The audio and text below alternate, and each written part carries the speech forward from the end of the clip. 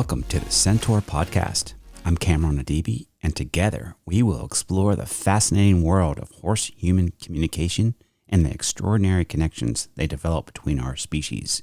Join me as we delve into the unique ways humans and horses connect and understand each other. Through discussions with true innovators, we uncover the subtle cues, bonding techniques, and emotional connections that enrich our relationships with these remarkable animals.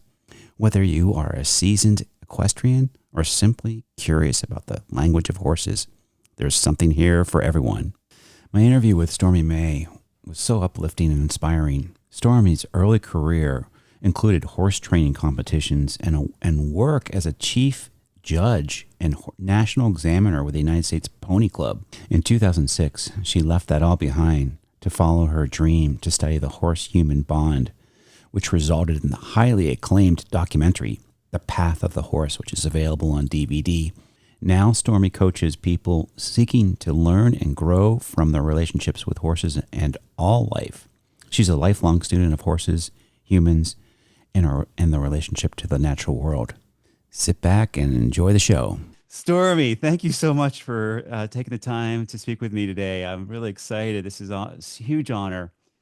I just like to jump right in and go right for the questions. Your background is super impressive, but do you feel like you're still unlearning what you were taught as a younger person about horses? Yeah. Yeah. I just keep throwing it out and asking the horses instead, what's going on with you now? What's going on with you today? So, um, yes, I mean, any dip into social media and you're going to see all these preconceived notions of what we should be doing and what people say horses like or what they need. And it's more like I'm discerning now. Like, is that really true? Is that is that something that's me? I apologize. Right. Um, is that something that is useful? I mean, because, well, let me just jump right down to the bottom of the rabbit hole. There's the world of words, and then there's the world of just presence and being. And any of that, learning, unlearning, whatever, is all in the world of words. And so my job these days is to recognize, oh, I'm in that world. And is it time to jump back into the world of peace and presence, which is always here, always now, where joy lives, where, our true nature lives. And so spending more and more time reconnecting with that, and there's no drama anymore. There's no drama of, oh, do I need to learn this? Is this right? Is this wrong? Like, that it's all in the world of words, which is useful. And of course, I function there more often than not. But I think my superpower that I've been developing, that everybody can develop, is that jumping back into that space of peace and silence and fundamental well-being. Awesome answer. Thank you. Yeah, this is um I still am unlearning, but yeah, exactly. He's unlearning the stories because I got all sorts of stories in my head. So I appreciate how you described that. But yeah, perspective or my perceptions of things, Hmm. and how to shift that into that present real time. I listened to a few podcasts, and so I got connected to you through the many paths to the heart, the community, which is awesome on online community. So I got to hear about. I'm guessing you know about them, but the Friends of Mio in Sweden. It's a sanctuary, approximately 65 horses, about 200 animals, and the woman, she's got an incredible story. Um, she started this, I think, in 1995 or so, but um, basically the horses are there to coexist together without any hierarchy involved from us, like Hmm. paddocks, pens, all that, rearranging, turnout. And it's for it basically in a nutshell, the way I understand it, it is it's a place for domesticated animals, horses and others, to live their true nature, which I think is what Right, that exists. right. That's just mind blowing, and so it's a really place. She's made it this foundation, Friends of Mio, to be a place for humans, nature, and animals to coexist together. And so of course, the first, most people say, oh, well, so do unicorns exist? This like, if how did how's that going to work, Cam? That kind of thing. Yeah, that's what it. But still, you are doing this work, and so and you've been doing this for a while. So your autonomous horsemanship, how does that differ from natural horsemanship? Oh, it's night and day. Yeah, The only exactly. the only difference is it has the word horsemanship in it. So natural horsemanship, by and large, it's based on using pressure and release, in operant conditioning. You do something that's slightly annoying or painful to the horse, like you pull on the rein or you squeeze with your leg, and then when they do what you want, you stop. So it's just it's not class, it's operant conditioning. You're just conditioning the horse to do what you think the horse needs to do. So autonomous horsemanship, we don't even get into any of that because it's about seeing the horse as an autonomous sovereign being that has their own ideas of what to do. Like it's really a path of personal development for the human where we start with like, do I need you to do this to the horse? Like what's our responsibility to them? They didn't say, hey, I want to, please buy me and make me your riding horse. They're just out there eating grass and playing with their friends. So if we turn it back to ourselves, what do I need from this horse? We're going to get a whole different outcome. So natural horsemanship, I grew up with natural horsemanship in the 80s with Pat Pirelli and Yeah. Monty Roberts and all that. They were neighbors here in Oh, California. no kidding. Wow. Yeah. But that's just a point along the path. And for me, it was 20 years ago. Yeah. I've gone so much farther since then. So back to autonomous horsemanship. It's a term that we've coined just because we need some way to say this is an opportunity. This is a way that you can be with your horse that's completely valid. I would argue it's better for the horse than natural horsemanship, classical horsemanship, anything else because number one, how do we take care of the horse? What does the horse need? The horse needs room to roam. They need a stable herd of horses that aren't coming and going. Of course, they need their nutritional needs met. They need um, protection from the elements, depending on where you're living. Um, so that's why I'll come back to how there's nothing in common between natural horsemanship and autonomous horsemanship because natural horsemanship at the end of the day, it's not how can I provide the best life for this horse? It's how can I make this horse a riding horse or a Yeah. driving Yeah. horse or Yeah. serve me? How can I make this horse serve me? Whereas autonomous horsemanship is how can I serve the horse? Because they didn't ask to be born into this. And, really it's my joy as the guardian of these animals to really get down to what do they need, what's in their best interest versus how can I manipulate them because I think I know something that's better for them. Now, there's the gray line of vet care and hoof care and, things that emergencies, what do you do in an emergency? So even though technically in autonomous horsemanship, there's no training, you still work things out, like by and large, if horses don't have enough room to roam, they do need their feet trimmed. Not every horse, but many horses. So how do you do that? I mean, that is completely vulnerable for a horse to lift up a leg and let somebody hold it. I mean, that's counterintuitive intuitive to any horse. I mean, that's that's what their enemy does when they try and get them down. Yeah. Um, but there is a way where it's a conversation with them. Mm. It's not me. Well, okay. So the other thing I just kind of skipped over is positive reinforcement.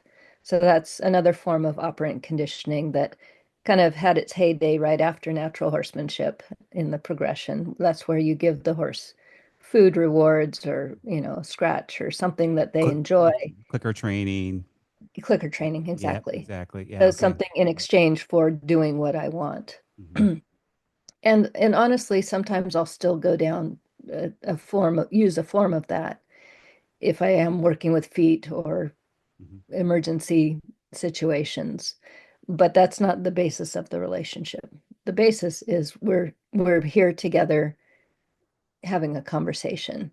Maybe they're exploring something and I go explore it with them. Maybe they're wanting me to open a gate to a different area and I go and open that gate for them if it's going to be healthy for them. Um, I appreciate that. I mean, I appreciate you talking about the kind of the gray area, because there's no, I don't know, it's always like how do we be open, right, to the better, the greater good. So what tools are available to us? But the other one, I think Marianne Simons, I mentioned earlier, a person who has been a good friend and mentor. How do we shift from this human centric approach to this horse centric approach? And that takes a lot of that takes a lot of effort for me. It's not because I have to. At that first question, I have to unlearn a lot of things that I've already and I have to stop myself a little bit too. So I'm still in that kind of again phase. If there is different phases of this, I don't even know. But yeah, and then uh, um, having that presence of what is the horse even saying, as that takes a, that just, you don't, I don't know. For me, it takes have to develop that. It's like a language. You got to develop that. yeah, and for me, it really helped. It was a huge leap forward when I went to Russia and met Alexander Nevzorov's horses because he just approached them in such a autonomous way that they full on had conversations that I never knew horses could have. Wow. Like, hey, who are you and what are you doing here? Um, so so when I saw that, it was a huge shift of, oh, I didn't even know that this is who horses could be. So then I went home and that's all I wanted was just to have that level of conversation. And, somebody like you coming in, you probably haven't met horses like that. So of course you're going around and thinking, oh, well, these horses seem pretty, cool with what's Yeah. happening.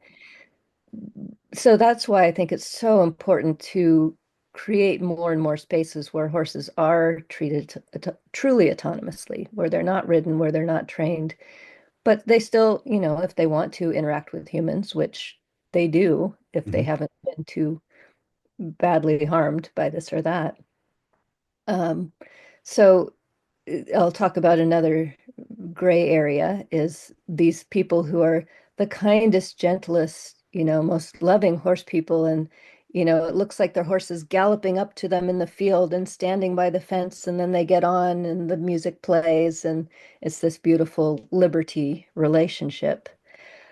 Most of it's positive reinforcement and conditioning. I was training horses to go bridleless when I was 11. You just you don't see the training process, but the training process can be very beautiful and, look like it's willing consent. But the two sticking points I see now with that is one, you're still suggesting a way for them to be that's not a natural horse thing to do. So you're losing the horse if you're doing that. And then the other thing is just the pure physiology. A human sitting on a horse's back is just in no way good for the horse. Yes, you can get away from with it for a little bit of time, and with some horses, longer amounts of time. Um, I used to start young horses, and it was usually super great for the first month. And Mm, then, mm, you'd start upping the work and they'd start hurting more. And then they'd start talking. Now I know this in retrospect. yeah. Um, or there's those unicorn horses that last many decades, Right. but still for me, with those two factors, the fact that it's just not good for them and you're losing who the horse is, it's it's just not something that I participate in anymore. Mm, Although I don't knock people who do it. I mean, I did it. I was that for decades. mm, But I think if a person wants to go further and deeper and be even more compassionate, more ethical with their horses, as beautiful as you're doing all those riding and training things, there's still a fundamental flaw in that you can't get beyond. Like when I stopped riding and training my horses, levels of conversation opened up that again I would never have known if I hadn't have tried that experiment. And the experiment first was just don't ride for a year. I mm. thought, I've been riding for 30 years. I It's can your I can it's try your it's, that. it's your identity. This is who you are. Right, right, I am a right, rider. I am a horse person. Right. right. I ride Yeah, horses. yeah. So I for that first year I was still um teaching and training, but my main horse, the one that you see in the Path of the Horse documentary, I stopped with him. And that's where all of a sudden we were having conversations that were never there before. I know it's kind of a woo-woo way to Mhm. explain it, Yeah. but again, we're We gotta trying get to past explain that. with words, I'm something sorry. that's not I've words. stopped saying woo woo. It's just let's get over it. There's the data's in too, by the way. We have the Right, data now. But yeah, it's amazing. I mean, that's a. I mean, some would say that's a huge sacrifice, because that's the ego, right? How could you not right, ride and train? What are you going to be right. crazy? So this is again a huge shift in you in one person's lifetime. This is pretty remarkable. So the quick background, I've got this equine assisted learning program, and I started with this older gelding he was a school horse for most of his life. Like you said, started young and he was in pain and he was still being asked to do this job. And then of course he started flinging riders off his back. And that was, well, you're done, and so either, you get head of the auction, but he ended up at this farm where this really nice owners let me work with him. And I was still thinking, oh, I'm going to still offer therapeutic riding. And no, Mm. that's done. I'm Please over. don't. That is done. And we now know, the data's in that a lot of the therapeutic animals are more stressed than most of the population because they're carrying all that load, that emotional, because they know what they're doing. So it's really, um, I've had to reverse some of my thinking and training. But back to the Friends of Mia, because I did see this on your web, so that sanctuary in Sweden. Have you started a sanctuary? Are you in the process of starting a sanctuary? Yeah, I mean, from exploring this topic for a long time, we've seen that, it can be as small as one person with their boarded horse, and they create that sanctuary for that horse. So me, I'm on a smaller piece of land right now, and I just have two horses, and they're in sanctuary. And Awesome. then I work with another herd about 20 minutes away of five horses, and they're on a larger area. And that's one where I can bring people out and have what we call the equine experience, where you get to meet these horses and be in these dynamics. Um, and then in Sweden, we just have one of our founding Many Paths to the Heart um, members, Maria. I don't think she's associated with the other one you're No, talking I saw about. her Mhm. on as one of the founders. Do you have like maybe, what 10 different co-founders of Yeah, yeah. I think there's like five of us who are really active? involved Yeah, okay. in the day-to-day these days. But another good one is in Italy. We have a woman who lives near this herd that the herd comes and goes, and it's a long story I won't share, but the herd gets up to like 100 horses, and they're having babies and breeding, and so there's a lot of dynamics that she takes people on horse watching adventures there. So Um, That's Wherever you awesome. are, Yeah. you can come and visit some of these horses. Yeah, that's so cool. So yeah, you are a global organization. So many paths to the heart is, but it's mostly an online community. Is that correct? Yes. So we do actually, I would say at least half of our members are in Europe Okay. and or Australia and New Zealand. Um, so yeah, that's just the practicality of how we can meet because it is a leading edge and it is a very small percentage of the population that's just done with the traditional ways of being with horses and living this autonomous way with their own horses. So in that, we're developing this definition of what autonomous horsemanship is through our own interactions. And actually on our website, manypathstotheheart.com, there's a booklet that is always in revision of as we better understand what autonomous horsemanship is. But mostly it's just to offer people, specifically horse owners, um, an alternative. You know, a lot of times I'll hear from somebody because they sent their horse to a trainer and now they got the horse back and the horse is just broken in one way or another, physically or mentally. And they know it's not right, but what else? You know, this was the top trainer that they sent them to. So then they find me and I'm telling them, yeah, you're right. That was too harsh for the horse. And here's but then what do you do? You Mhm. know, so autonomous horsemanship is that answer. What can you do if you want the most ethical, compassionate way to be with these animals? And I hope to break to open it up to non-horse owners too, so that when you're in Spain and thinking of going on a trail ride, you think twice and think, you know, do I really want to support this and perpetuate the lives of these horses doing this? Exactly. So that's a, I didn't catch that. So you have a booklet on many paths to the heart for autonomous horsemanship. Okay, I'll check. Yeah, I'm sorry, I missed yeah, that. yeah. Um, and so then now I have to ask. I mean, are you training humans how to become Yeah, I autonomous? do. I Okay, so do. you're all right. So Yeah. you're not training horses, but you're training Right. I humans. train Okay, humans. But okay. We do need it, training. I definitely think I need training. So yeah. that's good to know. Okay, so and then what's the training involve? So it's the best of the best of what got me here. You know, how can we condense this into usually 2 months is a good amount of time for somebody to really get it. And that's working on really finding presence and being in presence, finding that spot where your problem is solved to the extent that like there wasn't really a problem in the first place. It was your thinking that created this problem. So how can we get out of that? Number one, just so we can have peace in our lives.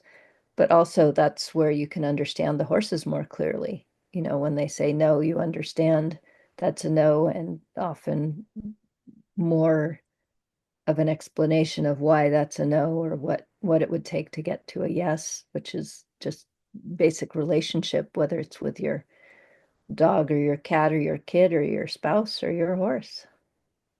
And I appreciate that. And so, also, what is a response from us when there is a definite no? What do you like? How do you like somebody like the horses Right. is no, no, no? Yeah.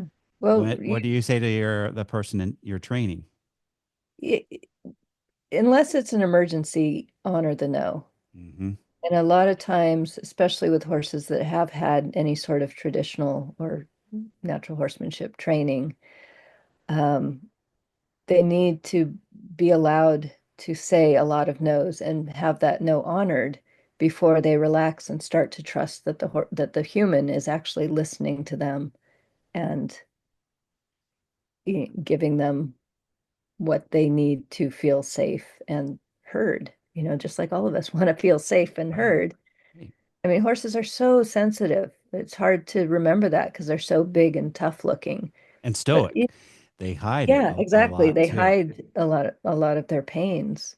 So any knows, the more we can honor them, the less the horse gets stuck in them. Mhm.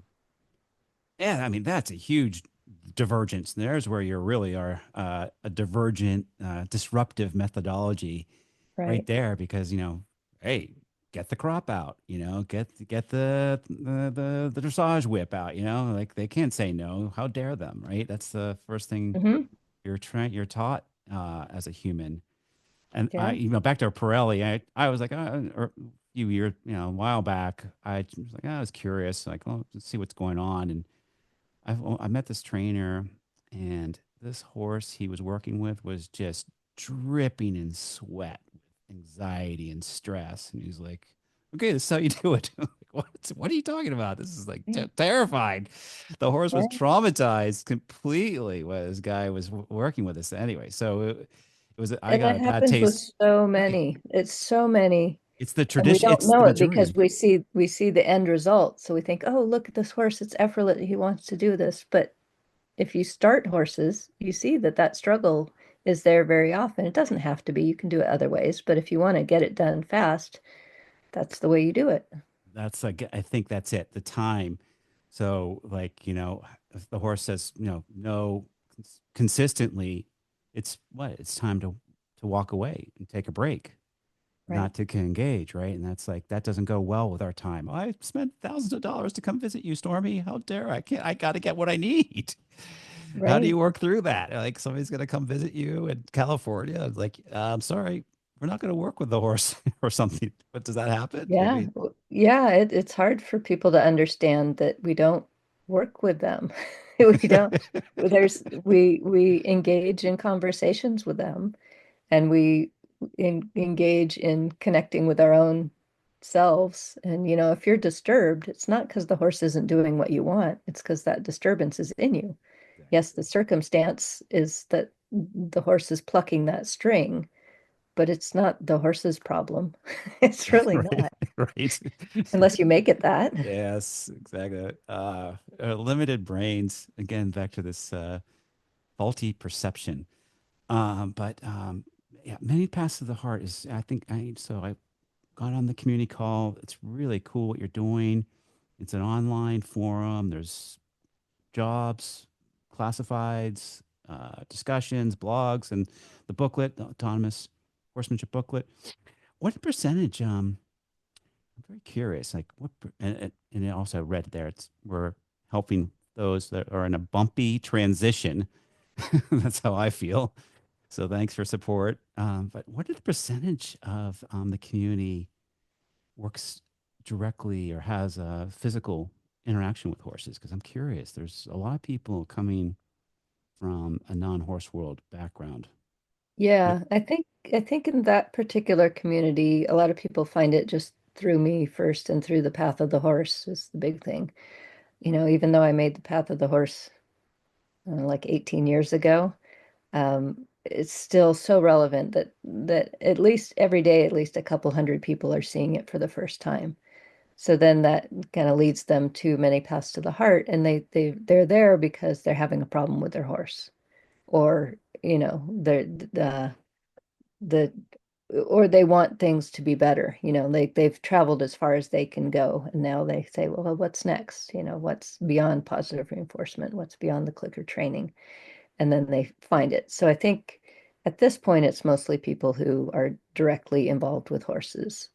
But I mean, the path is certainly relevant to any human.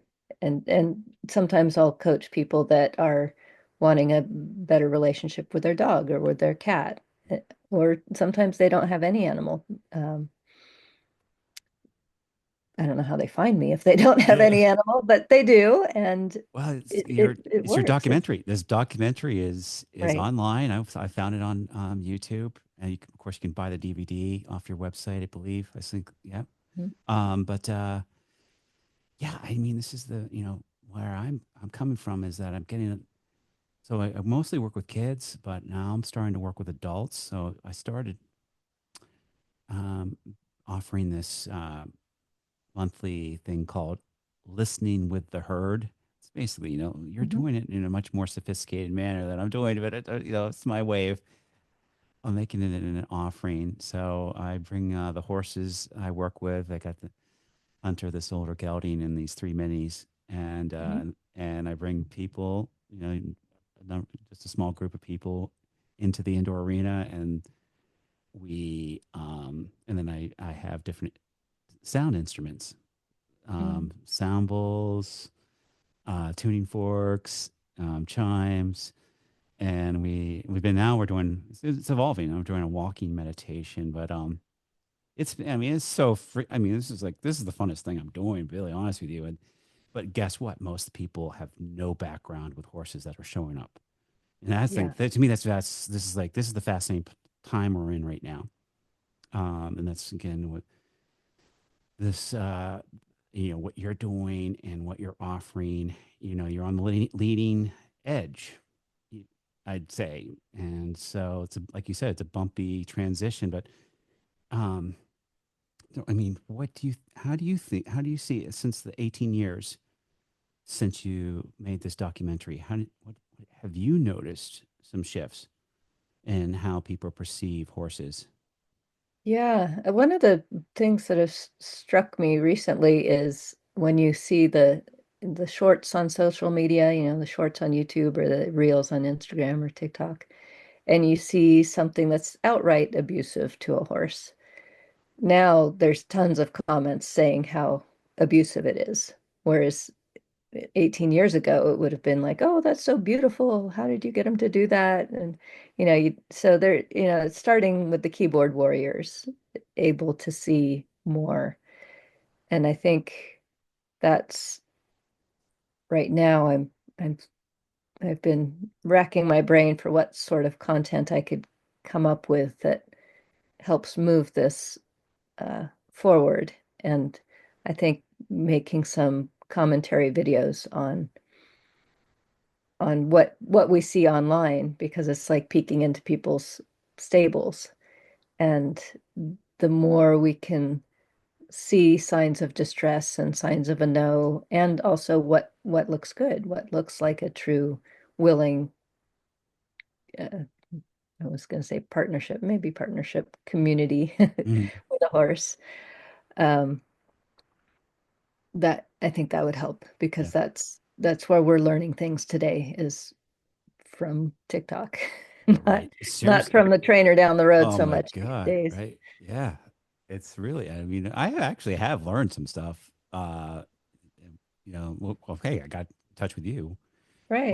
But so there is some benefits, but yeah, I did see one of your YouTube videos where you were commenting on some of very well, I have met one of those people, by the way, Hmm. very well known trainers in the equestrian and riders in the equestrian world. And I thought that was fascinating how you did that and helpful.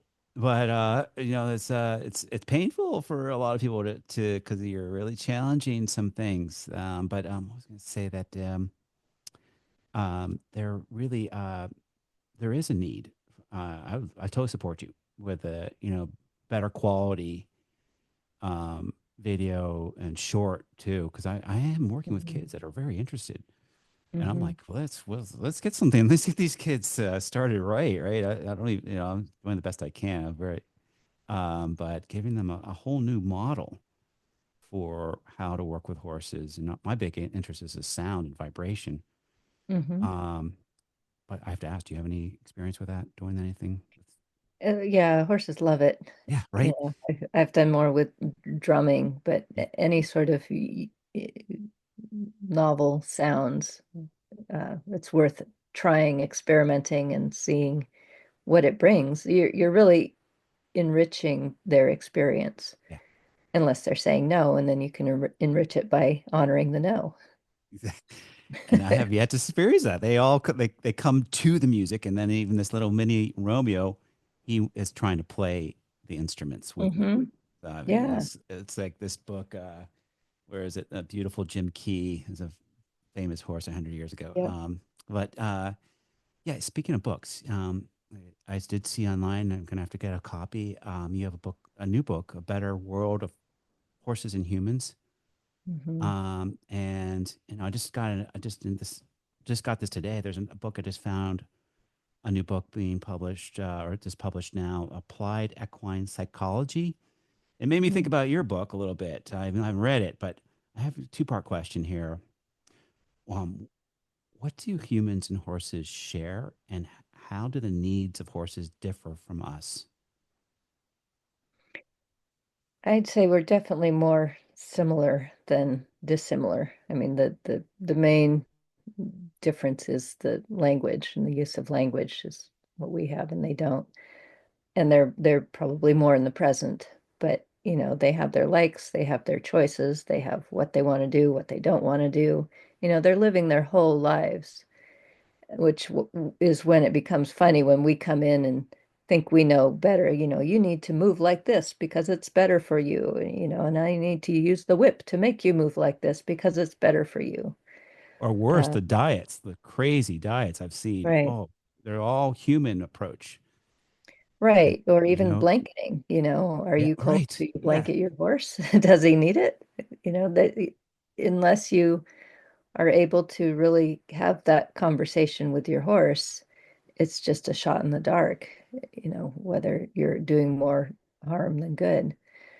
Um, so, physiologically, we're basically the same. Even our bones are pretty much the same. The ability to feel pain, the ability to feel love, yeah, it's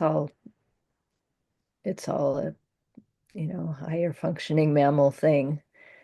Um, so the difference would be they're more present, which is where they can help lead us to where we can reconnect with them and ourselves in the natural world. That's, thinking of them as teachers is very valuable because then we're not the teachers and the superior ones. They are. And honestly, any horse would survive better in the wild than a human.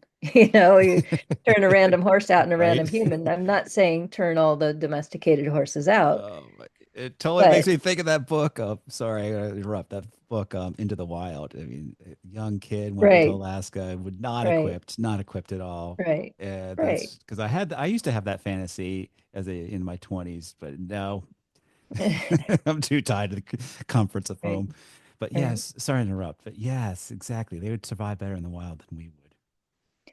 right. And they have what we have lost, which is that connection to the moment, that ability to be in presence more often than not, which So is where the solution to all problems lies. 100%. Um, do you well, so let me backtrack quick because you brought something that I'm very interested in because I do a couple of horses I work with are blanketed. How would you approach a horse, whether it's appropriate to blanket or not? Um, well, if you really want to go into it, there was a study they did in Sweden, I want to say, where they taught horses to press a certain symbol if they wanted the blanket on and a certain symbol if they wanted the blanket off. And this was repeatable. So that was interesting if you want to take the time to Well, do wait, that. is that training though? Did they That is train them? training. Yeah, Yeah, okay, that but is still, that's training. interesting. I'm interested in that kind of. Again, there's no. I don't think Right. the bottom line, Stormy. Tell me if you're wrong. I mean, you have to be open to all things at this moment in Yeah. time and see Yeah. what's Yeah. Yeah. appropriate at that time Right. with Right. the higher good, higher for all. But anyway, yeah, that's interesting. Yeah. So I never went that way because to me, it just seems really obvious if they want one or not. And for the most, I mean, I'm in Northern California and we don't get much severe weather, so I just really don't have to deal with it. I mean, maybe as my horses get older, we'll approach that. But like years ago, I heard, well, feel the tips of their ears, and if their tips of their ears are warm, then they're warm. That made sense, and that got me through many nights in the past. Um, Yeah, I yeah, guess I mean, it's a present moment thing. You have exactly. it's not gonna There's it. no There's there's no no blanket answer. there's no blanket answer. That's what it always comes down to. That's because I think that's really it. That's another untraining thing I've had to spend time on. Is like there's got to be one answer here for this, and there's never one answer. Right. Yeah, It's because each horse is different. They are so different. Each right. personality, like all the horses have such different personalities. Like, and back to what you said, they are social, emotional. animals just like we are. They have friends, they have range of emotions. There's, that but I appreciate that. The difference really is that they're just present. They're more present than we are, and they're paying attention. I think they're studying us. A Hmm. couple people you've called me to this. I'm sure they're studying us more than we're studying them. Like they're just sitting in the pack. Yeah. They're, oh, look, what's that guy? What's he good? Oh, he's gonna go get that. Yeah, like there should be a Hmm. far side. I think there should be a far side Right. Right. video with them talking about us. Again, I go. Well, and this might be a good time to talk about the term trust Mm, because, thank everybody's, you. oh, I want my horse to trust me. And it drives me crazy because your horse does trust you. They trust you to do whatever you've done in the past. So if you were harsh with them in the past, they trust that you're going to be harsh with them in the future. If you're listening to them and giving them what they need, they trust that. So trust itself is just kind of a nonsense word. I think what they're trying to say is I want my horse to want to do what I want them to do. And that's a whole nother concept. I saw that in that YouTube video with the two famous people. Exactly. Right.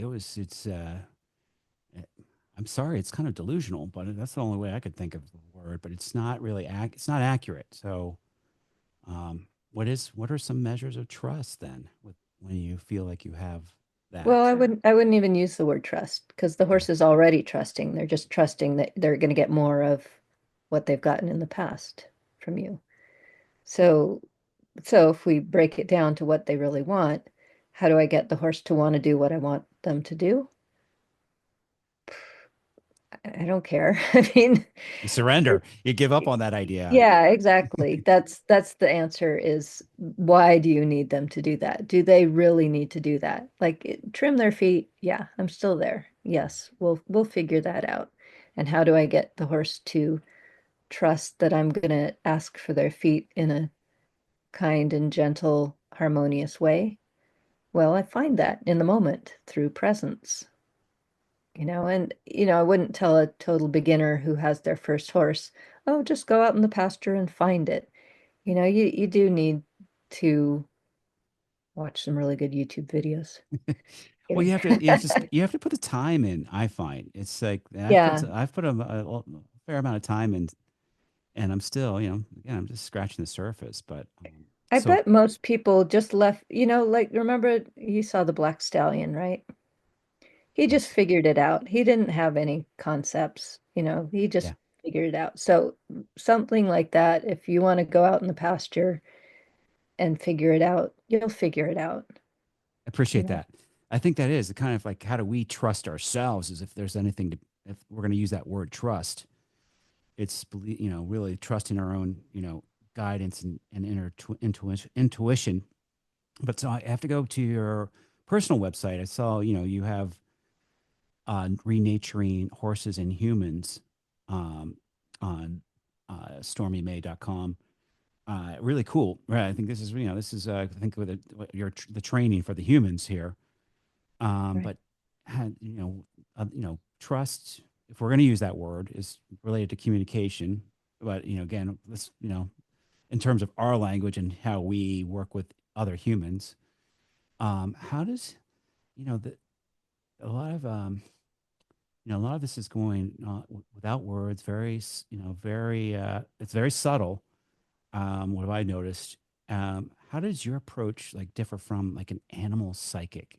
Like Hmm. there's, there are, because there's an overlap. Yeah. There's a little bit of an overlap going on. Yeah, oh, for sure. And I I mean the whole animal psychic, animal communicator, I mean it's just like verbal gobbledygook. Like I appreciate everybody that. Thank thinks you for they saying that. know what their horse is saying. Yeah. Everybody think and I saw a study once. I don't know how they studied this, but it said like even the best animal communicators are only right like 80% of the time, which is in itself a pretty good. Yeah, it's not bad. It's not bad, but That's not exactly, bad. you're not an animal psychic, neither am I. Right. So, but Right. Yeah. Well, there's a again, some subtle stuff going on it's that just a label.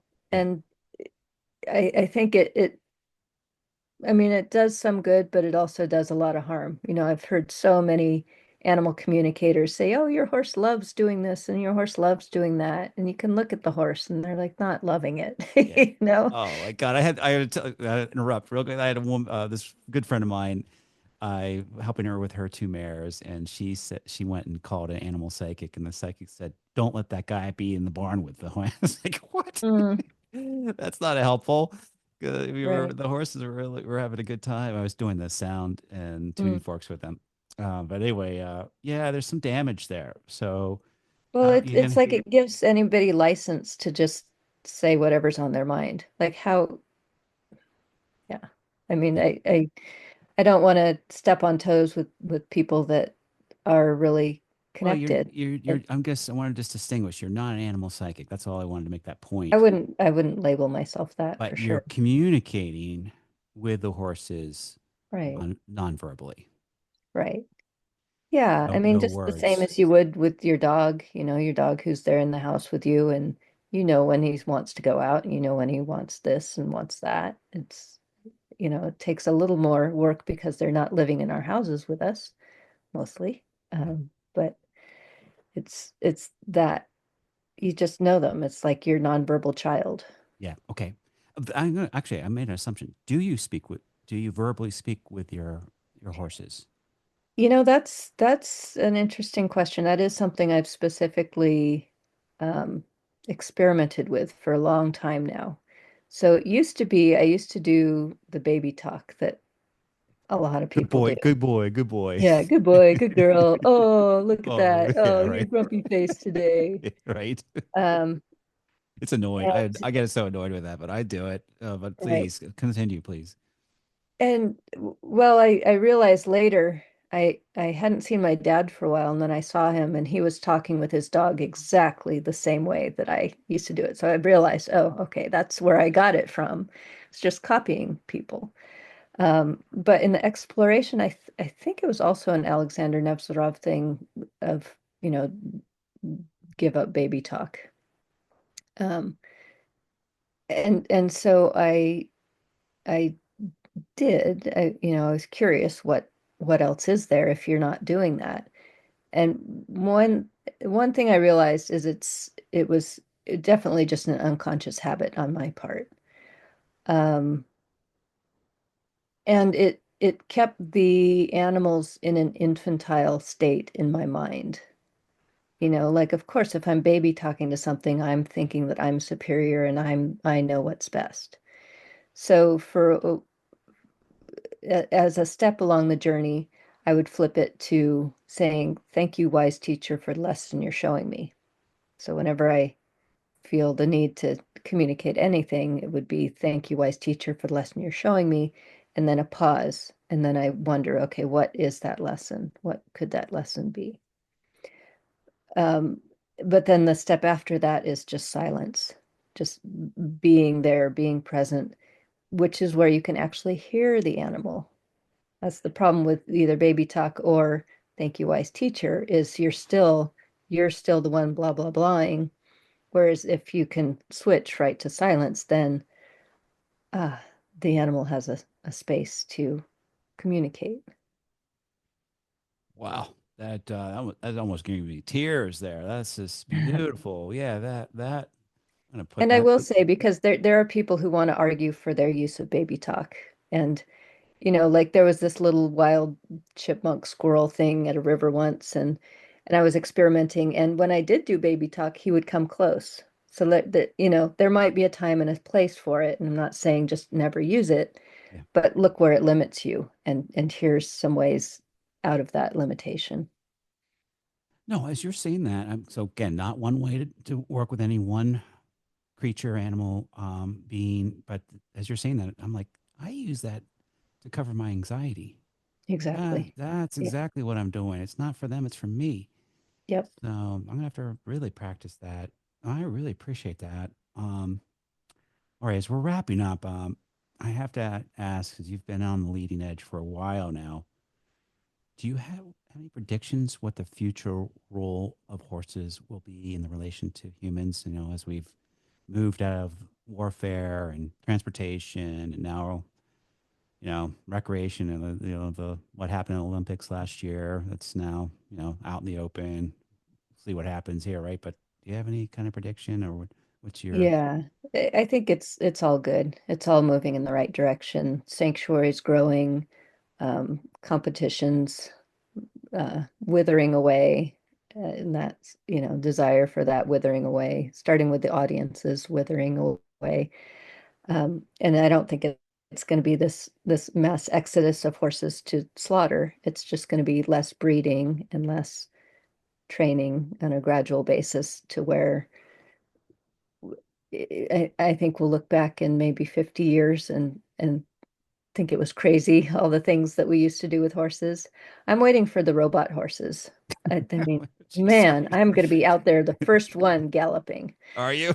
Yeah, Okay. totally. I'll gallop Uh, with the real horses on my oh, mechanical oh horse. my God, I You can't wait know, to. it's a thrill. I I love hey, it. my friend's got the robot dog. I was thinking 3 grand There or you go. something. There you go. Yeah. Falls asleep all the time, but yeah, that's I appreciate that. Yeah, I mean, fundamentally, they're what? The horses are here as what co-creators, coexist. They're just here, Zebras are here and camels are here and Yeah, yeah, hippopotamus are here, yeah.